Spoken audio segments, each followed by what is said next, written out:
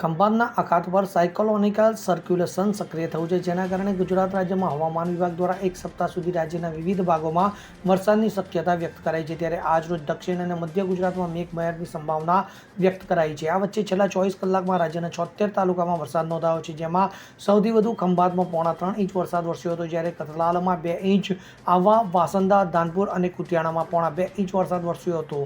ત્યારે રાજ્યના સિઝનની એવરેજ 74.23% વરસાદ નોંધાયો છે. Bureau report CN24 news. હવે જુઓ દેશ દુનિયાની તમામ ખબરો તમારી આંગળીના ટેરવે. ઉઠાવો મોબાઈલ અને Google Play Store પરથી ડાઉનલોડ કરો અમારી CN24 ન્યૂઝ મોબાઈલ એપ.